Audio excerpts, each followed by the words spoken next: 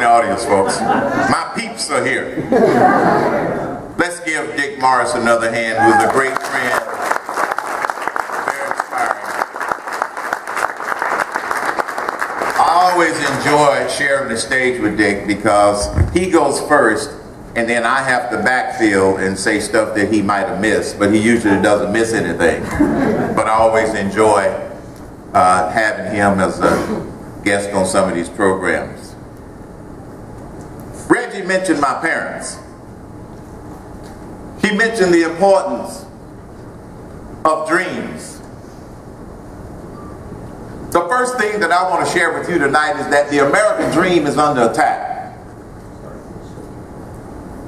But my mother and my father didn't let that stand in their way. They didn't start with a lot. And it's not where you start in life, it's where you end up. Dr. Mays of Morehouse College, who was a great inspiration to me, used to remind the young men of Morehouse, let it be borne in mind that the tragedy of life does not lie in not reaching your goals. The tragedy lies in having no goals to reach for. It's not a calamity to die with dreams unfulfilled, but it is a calamity to have no dreams. So my challenge to you today begins with, what are your goals? I know one of your goals is to graduate from this great institution. That's a goal. When I went to college, it was my parents' dream for me to graduate from college. So I couldn't just stop at achieving their dream so I could get a little bit better start in life. I had to make the decision that I wanted to do more with the start in life that I got. Your parents, they want you all to get a better start than they have. They want you to be able to achieve your dreams. And as my dad used to tell me, son, I don't want you to walk in my footsteps. I want you to create your own footsteps in life in the greatest country in the world. And you can do that here unlike any other place in the world.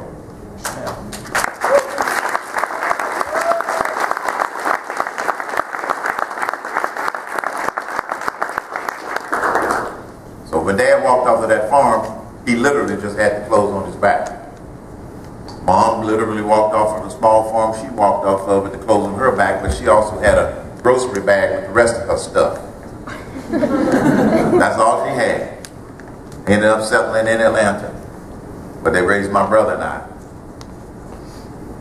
And yeah, they wanted us to get a little bit better start. They wanted us to get more education than they got. Mom had finished the 8th grade.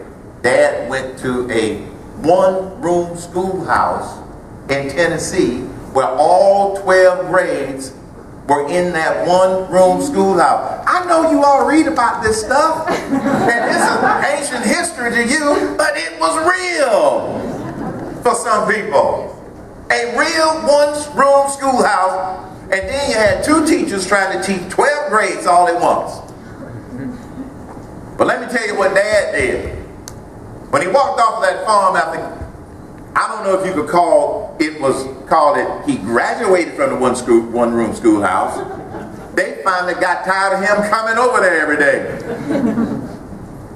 But when he left that farm, Dad pursued his graduate degree in common sense. He got a PhD in common sense. The old-fashioned way. He worked for it. And Dad and Mom had some dreams. One dream was for us to go to school and graduate. We did.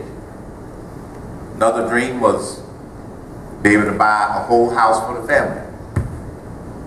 You see, most of the time growing up, we lived in what my brother and I used to call a half a house.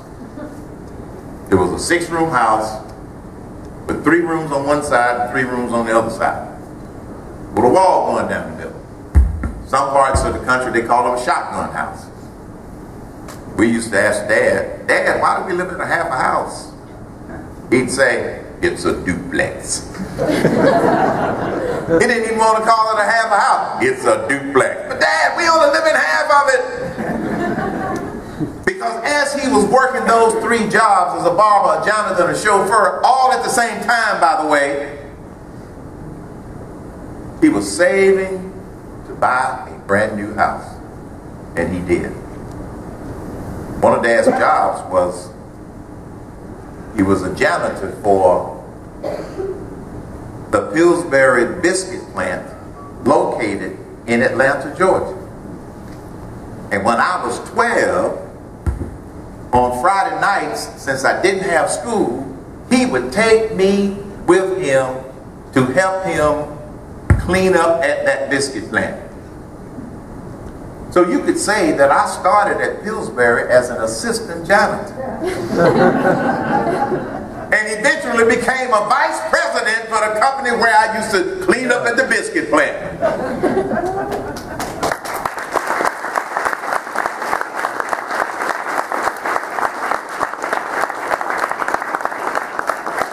But when I was that assistant janitor at the Pillsbury plant, I had no idea where my life or career was going to take me. Just like you're not sure what's ahead of you. There's too much uncertainty to know exactly what. But what you do is you prepare yourself. That's what you're doing. And you remain flexible. The days of working for a company for 30 years and retiring with a gold watch is over. The world doesn't work that way anymore. I think someone counted up that if you look at all of the different experiences that I've had 9 careers in my life. 9. Why? Because if you have goals and you have dreams, when you achieve those goals and you achieve those dreams, guess what? You set new dreams. You set new dreams and new goals. Now let me tell you a couple of things about this thing called success. Yes, I am blessed. I have been blessed. But it wasn't given to me. It took a lot of hard work, a lot of sacrifice. But I always had goals. I was always goal-oriented for some reason.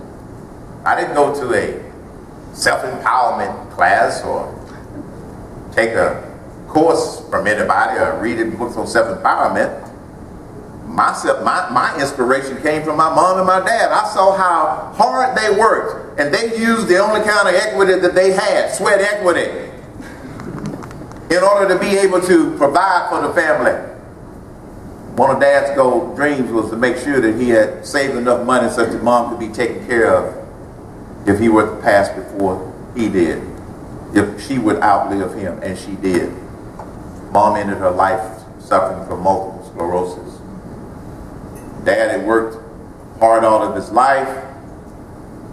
He worked for the Coca-Cola company for most of those years, and he participated in the Coca-Cola employee stock acquisition plan, and over the course of the years he acquired some Coca-Cola stock, which is a blue chip stock, as many of you all know. And in his entire life he never sold 1 share of stock. So when Mom needed extra medical care, that Coca-Cola stock took care of her for the rest of her life. Didn't have to put her in a nursing home. That Coca-Cola stock and Dad's sweat equity allowed us to bring the nurse to the home. That was one of his dreams. Another one of his dreams was to own a whole house. And we were living in that half a house, that duplex as Dad called it. And I'll never forget the day. I was about 8th grade, my brother was 6th grade. Dad came home and told my mother, my brother and I, get in the car. We got in the car, you don't argue with Dad. Plus, man working 3 jobs usually wasn't home on Saturday anyway. About 35 minutes later, Dad pulled up on a little street called Albert Street. Stopped in front of the third house on the right. Little brick house. Brand new. Wasn't attached to any other house. But grass growing around it. Dad announced to my mother, my brother, and I, this is our new home. We said, what? We jumped out of the car. We ran up to the house. Dad got out, walked very proudly up to the house. Put the key in the front door, don't you know? Not the back door, not the side door, but in the front door. Very proudly. And Dad said it has 2 bedrooms. One for your boys. One for your mama and me. And I'm going to buy y'all twin beds. We thought we'd died and gone to heaven. Twin beds. See, in that duplex, my brother and I slept on a cot in the kitchen. And every morning we'd argue over who's supposed to take it up, and every evening we'd argue over who's supposed to let it out. That's when I started to sharpen my debating skills. Early practice with my brother. Brand new house. That was one of Dad's dreams, to buy that house. He worked for it. He did it the old-fashioned way. And yes, he did build that with his sweat equity. That's America.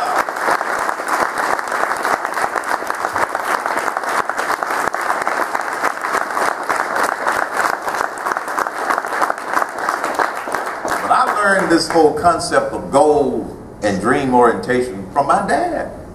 I watched him continue to set goals and achieve them. Let me tell you something that I learned along the way in my career. There are goals and there are decade goals. And goals are stepping stones to your dreams. You already have mapped out what you need to do in order to graduate from this great institution. You just got to do it. You got to plan. You got to program. That's a goal. A decade goal is a goal that you set for yourself that's not quite a dream, but bigger than a goal.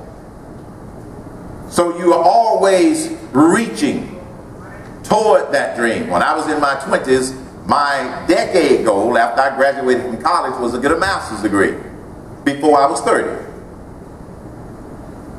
I ended up going to Purdue, and I was able to get that master's degree at age 27. 3 years ahead of time. So then you feel like when you turn 30, you feel like you've accomplished something.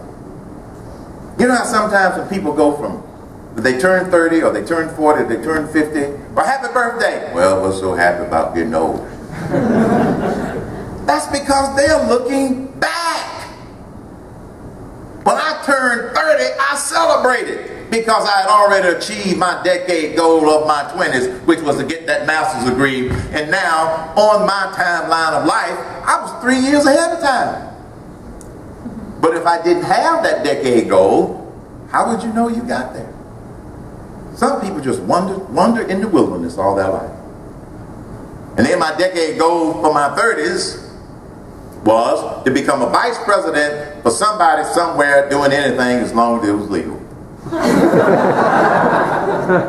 wanted to be a corporate vice president. Why? It looked good. It seemed like it provided a nice lifestyle. And secretly, in the back of Dad's mind, who was a chauffeur for the latter part of his career, secretly, I think Dad wanted me to be riding in the back of the limo instead of the front of the limo. But he never said it. He never said it. I remember the day at Pillsbury. By the way, I was 34 years old when I was promoted vice president of the Pillsbury Company. 34 years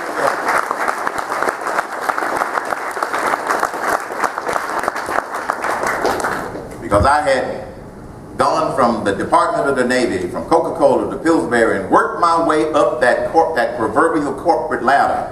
And because of my performance, they recognized it and gave me challenging assignments.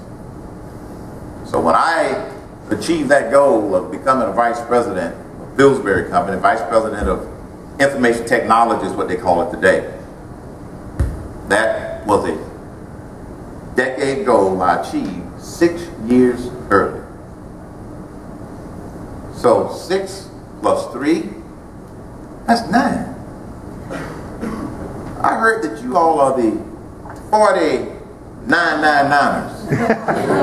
Something like that? 4999ers. No, it's 4999ers tonight. 6 years ahead of time. Yes, I had dreams, but I also had those decade goals. My next decade goal was to become president of something for somebody somewhere doing anything as long as it was legal. I was always ambitious. It was in my DNA. Dad worked until he could no longer work because of health reasons, constantly reaching for his next goal, his next decade goal in his American dream. And he achieved and exceeded all of his American dreams. I had set a decade goal that I wanted to be president of an entity by the time I was 50. I figured I'd take a little bit longer than 1 decade if you're going to become president of a company. Try to be a little bit more practical. And then when I turned 40 years old, after having gone to Burger King and turning around the toughest region in Burger King, Pillsbury wanted me president of Godfather's Pizza at the age of 40. 10 years ahead of time. Because I was focused on goals, decade goals. And my dream was to provide for my family and make a difference in this nation. And that's why in 2004 I ran for the United States Senate. Because I'd had a very successful business career.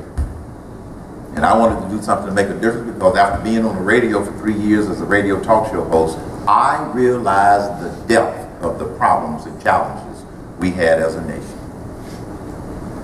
My dad used to say, well, if you get pissed off about something, do something about it. So I ran for the Senate. Came in an impressive second. Impressive second, thank you. Not just second. Because I scared the crap out of the guy who won. But they kept saying, who's this Herman Cain guy? Did the same thing when I ran for president. I scared the crap out of a lot of people, which is why I was attacked.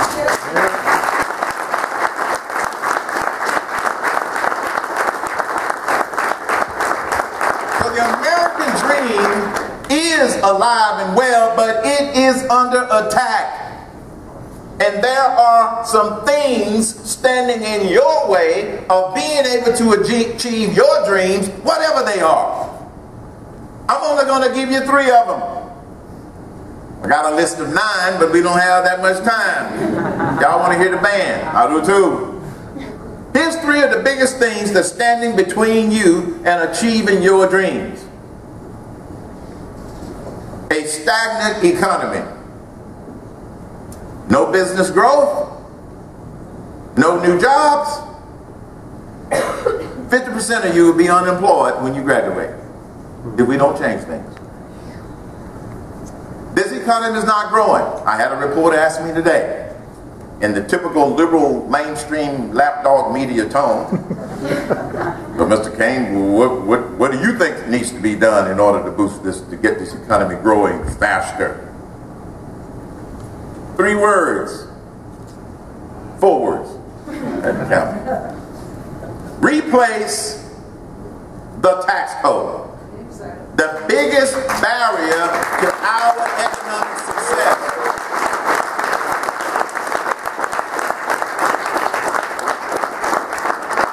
That needs to be the new narrative. That's one of the reasons we're doing this truth tour.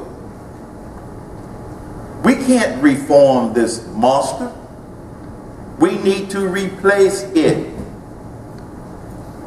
When I met with Governor Romney a few weeks ago, he said, what are you hearing out there? I said, first of all, they're excited about your VP pick. You didn't make an easy decision. You made a tough decision. You chose someone that was going to be controversial, but you chose him for the right reasons. I said, people that I talked to are excited about that. He said, well, that's great. Now remember, he was asking me what I'm hearing. That's what leaders do. They listen to people. Hint, hint. They listen to somebody other than themselves. Hint, hint. And he said, well, what else? I said, the other thing that I'm hearing, and I'm getting a lot of feedback from people is that your economic plan, your job plan isn't bold enough. He said, well, what do you think I need to do? I said, well, I know you're not ready to necessarily back a particular plan, but I suggest that you change the narrative from reform to replace. And for two reasons. First of all, the Democrats, and this is not a partisan statement, it is a fact, they would stutter if they had to say, replace the tax code. They would all be talking in tongues. It's not in their DNA. Why? The current tax code is used to manipulate people's behavior and hand out favors to their cronies. That's what the current tax code does.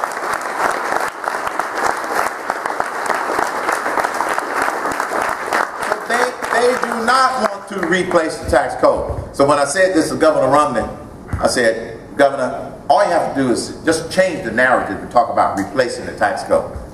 He said, with what, like 999? I said, well, Governor, I'm not expecting that much, because if you were to let those words 999 come from your lips, I'll do backflips in Times Square at high noon. I said, all you have to say is we got three good options out there. We got the fair tax, which is a natural sales tax. We got a flat tax on income. We got new kid on the block, 999. Let the public debate it for a while.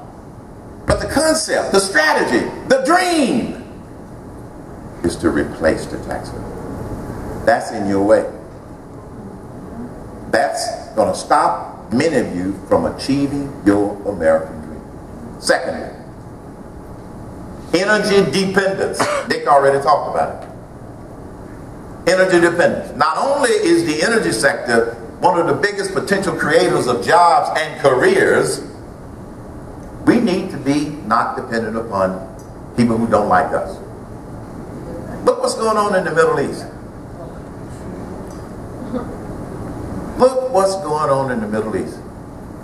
We have the resources to become energy independent, and if we were to do that, Iran wouldn't be able to afford a nuclear program. The only reason they can afford the nuclear program is because the cost of a barrel of oil is greater than $70 a barrel.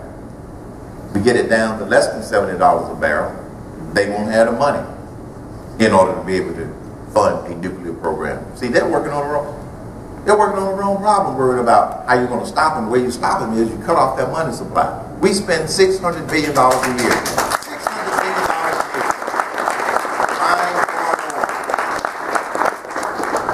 So energy independence. How do we get there? We got to have the right leadership, number one. We got to remove barriers to success. Right now, the biggest barrier to success is something called the EPA. We need to remove that barrier. We can develop our natural resources safely, but without all of these scare tactics, and become energy independent. And here's one other thing about energy independence as to why I put this in my top three. If we remain energy dependent, it is a national security risk, because look at what's going on in the Middle East.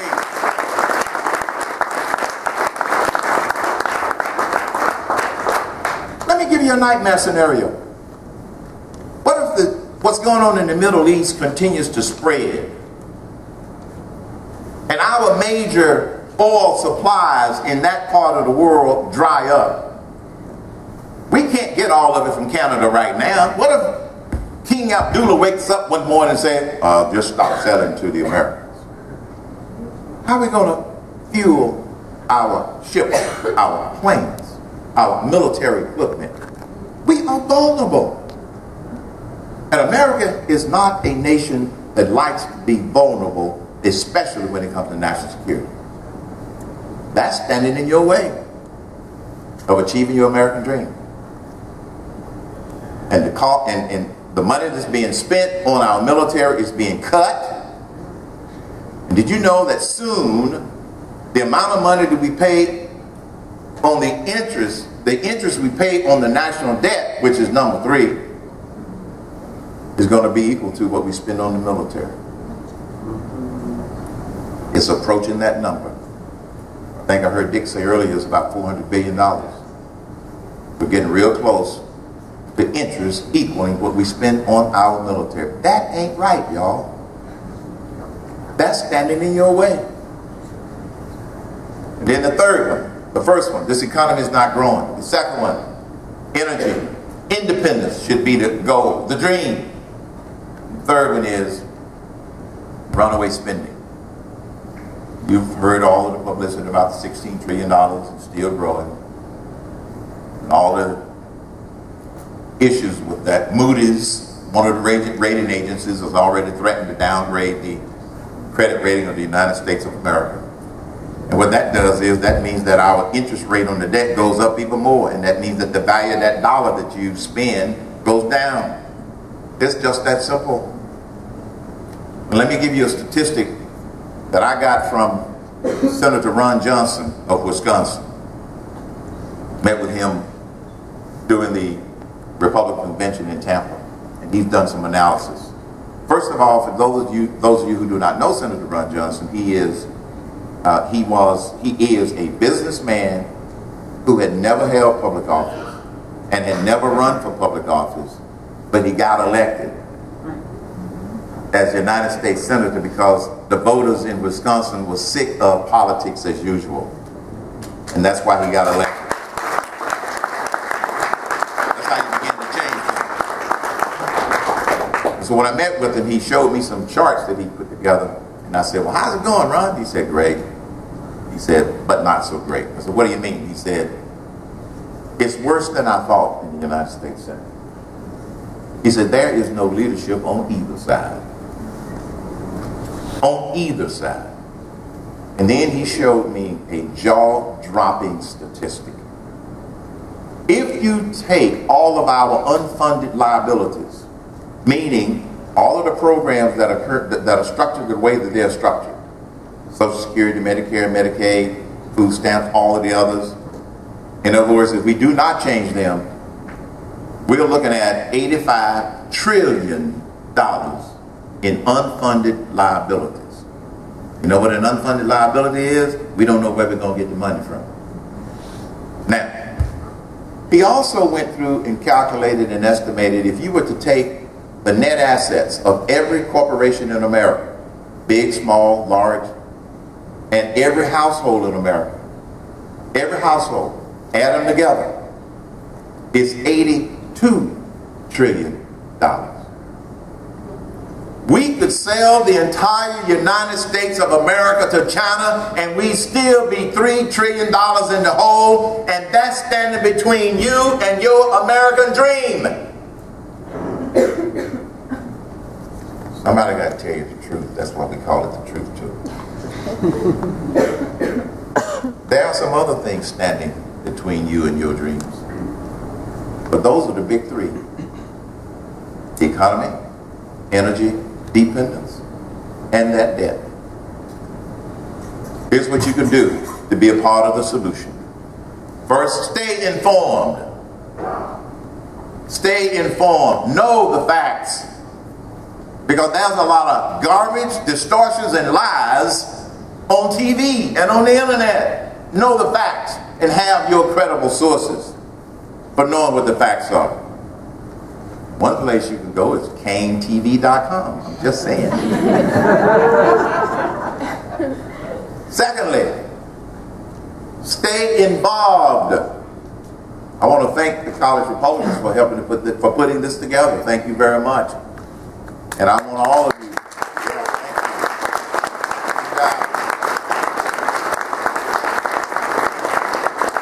Whether or not you join one of the organizations formally, or whether you decide to help a candidate that might be running for office, you know, I'm just saying, this guy over here with the suspenders on is running for the United States Congress. What district? 12th district. 12th district. He's running for the United States Congress. He decided to get in the arena, no matter how tough it is. So stay involved. You can't tune this stuff out because those things are standing in your way of achieving your dreams. Thirdly, stay inspired. There are a lot of people out there that want you to believe that your vote doesn't count. Oh, yes, it does. They want you to believe that we cannot change this. replacing the tax code, energy independence, and reducing the debt are national dreams, and they can be achieved. And for those people who want you to believe that they can't be achieved, remind them of the Founding Fathers when they had to make a decision to go up against the British. I can hear some of the people now in some of those public policy polls. We can't beat the British with all those pretty uniforms. It wasn't a majority that said, let's fight for freedom. It took a passionate few. And you can be a part of the passionate few that changes the course of this nation, not just in November, but beyond November. We do have a very clear choice. We can continue down this road of more government, more spending, and less individual responsibility, or we can choose the road of less government, less taxes and spending, and more individual responsibility. When Dad walked off of that farm, he wasn't looking for a food stamps program. He didn't find one. And when the Founding Fathers said, we hold these truths to be self-evident, that all men and women are created equal, it took us a while to get there. We had to work our way up to that ideal, that dream, that all men and women are created equal. I had a caller to my radio show one night. I was doing a special on Independence Day, praising the Founding Fathers for having the courage to not stop just because they had some naysayers. He calls and goes, Mr. Cain, I can't believe you were sitting there praising the Founding Fathers. They had slaves. I said, you're missing the point. They didn't say all men and women are created equal that aren't slaves. They set the bar high such that America could work up to that ideal, and we did work up to that ideal. That's what makes this nation great. Its ability to change for the better if we do our part.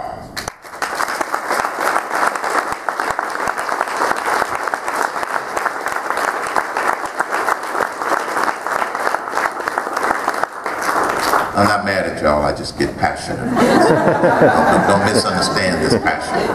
My wife says, sometimes you sound like an angry black man. I said, sweetheart, I just get passionate. I can't sit back and allow this nation to be destroyed. It has given me too many opportunities and a lot of other people. I get passionate about it. Founding Father said, all men and women are created equal. And they are endowed by their Creator, not the government, with certain unalienable rights. That among these are life, liberty, and the pursuit of happiness. That's what Dad did when he walked up that farm. That's what Mom did.